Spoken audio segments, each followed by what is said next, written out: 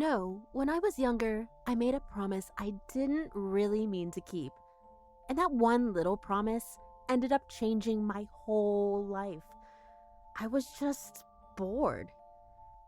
Hi, I'm Princess Lyra. Before I get into my story, don't forget to subscribe. Everyone thinks being a princess means dancing, singing, and smiling all day. But most days were the same. Lessons, rules, smiles, that's it. So one morning, I grabbed my favorite golden ball and went outside to play. I kept throwing the ball higher and higher, trying to catch the sunlight on it. Then it slipped right through my hands, straight into the fountain. Ugh, no, my ball! Ribbit. Why so sad, princess? You just talked? Of course I did, and I can help you, but first, you have to promise me something.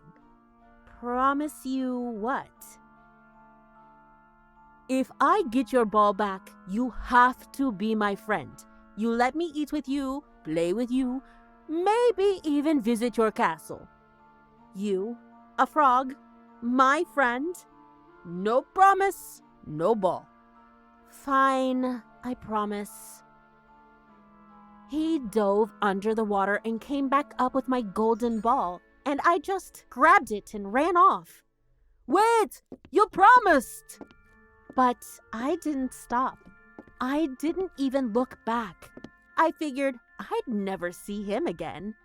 That night at dinner, my father and I were eating quietly when there was a knock at the door. 3 little taps.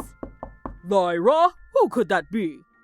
I froze because I knew that voice when I heard it again. Princess, it's me, the frog. A frog? It's a long story. A promise is a promise, my dear. Let him in. Smells delicious. Mind if I join? You're soaked. You can't sit here. If he's your friend, he may. So the frog climbed into a chair, grabbed a spoon, and started slurping soup like it was the best thing in the world. And I tried not to laugh, but I couldn't help it. He looked so happy, and somehow it made me smile too. I'm sleepy. Can I rest on your pillow? My pillow? Seriously?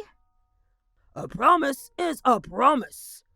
So I rolled my eyes, picked him up, and carried him upstairs. When we got to my room, I set him on a little pillow beside mine. There, happy now? Very. Thank you, Princess Lyra. Good night, froggy friend.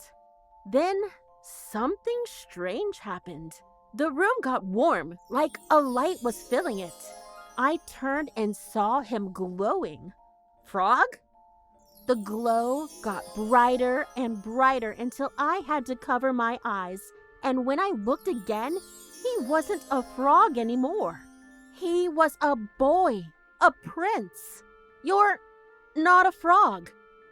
Not anymore. You kept your promise. You broke the curse. A curse? You were cursed? A witch turned me into a frog. Only a true promise could set me free. But I didn't mean to keep it. But you did. That's what matters. Something in me changed that night. I didn't even know what to say. The next morning, we walked through the garden together. The fountain sparkled just like the day it all started. Thank you for believing in frogs. Thank you for showing me what a real promise means. We stood there for a long time, both smiling, both quiet. Now, every time I see that fountain, I remember that day. The day a frog taught me that magic doesn't just come from wands or spells. It comes from keeping your word, even when you don't mean to.